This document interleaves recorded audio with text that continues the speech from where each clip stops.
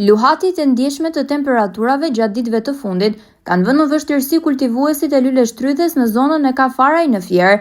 Për të dytin vit radhazi, fermerët përballen me një pjekje të parakohshme të lule shtrydheve, duke sjellë super prodhim, rënje të cilësisë dhe çmim të ulët në treg. Fermerët pohojnë një zëri se kjo situatë i ka dëmtuar së tepërmi, pasi kjo është periudha kur presin të kenë pikun e prodhimit për të justifikuar mundin e gjithë vitit. Kemi pas një prodhim çik sasi shumë. Na kushtat atmosferike, na juga që fryti, erdhi me njëherë prodhimi. Tash paka shumë do vi në atë që duhet. Keni gjetur treg? Treg. Që tash mirë ka qenë. Këto janë 2-3 ditë që ishte një prodhim shumë sasi e madhe. Me sa lekshit e kilogrami dhe me sa ushit? Po ka qenë diku te 13, 14, 15, 17, to ditë ka vajte paka shumë me 1800 lekë kile.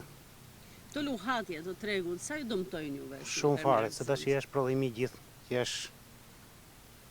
që punon tër viti tash i është prodhimi sasia.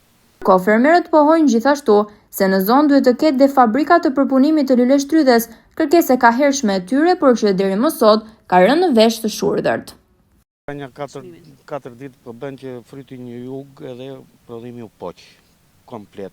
Edhe i ra edhe si cilësi edhe terak, po ra edhe çmimi. Nga 2600 lekë që ka qenë, vajti 800 lekë kilja. Që nga helmete, që nga plerat, që nga të tëra me plasmase, se ne aplikojmë, s'marim gjë duhet të kesh 1 hektar të tej. Po 2 dylym, a që kam krabje, no? Për 2 dylym. S'mbaj as punëtor, as nuk më njihet mua, as naft, as edhe një. Unë jam i njerkës. Kush ka 1 hektar, do të që është i kamur, ai shikohet. Ne të varfrit shkelmin. Ja këtë duam neve që të marrim naftën, të marrim për sa kemi vëlla. Unë nuk dua për sa kam të marr. Ai thotë bashkohu sot është ndar vllai na vllai, nuk do njëri tjetrin. Pra kooperativat që ju sugjerohen nuk janë të lehtësuar. Po jo, po nuk bashkohet njëri me motor. Rënje drastike. Edhe eksporti nuk ka kërkesë, nuk po tërheq se ka super prodhim kur neve dërgonim një kamion me lule shtrydhe ose 2 kamiona në ditë, sot dalin 10 kamiona.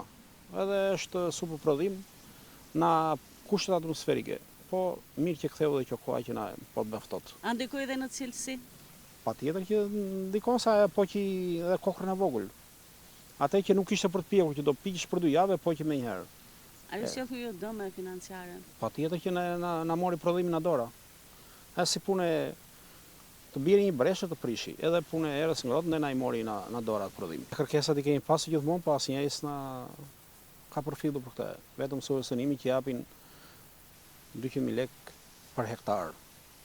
I mjaftueshëm? Jo, fare. Nuk është shumë mjaftueshëm se një hektar do të paktën 12.000 euro. 1 hektar, vetëm fidanin, blerja. Ai që blihet me shuk, kurse ai që blihet me kubik, vete 3.400, 34.000 euro hektari. Nga 2.600 lekë kilogrami që tregtohej disa ditë më parë, çmimi ka arritur në 800 lekë të vjetra, duke u shkaktuar dëme të mëdha financiare. Kultivuesit e fermës më të madhe të lule shtrydhes në Shqipëri pohojnë gjithashtu se shteti në situata të tilla duhet t'u vinë në ndihmë me subvencione dhe në gjetjen e tregut, politika ndihmëse që nuk janë ofruar asnjëherë.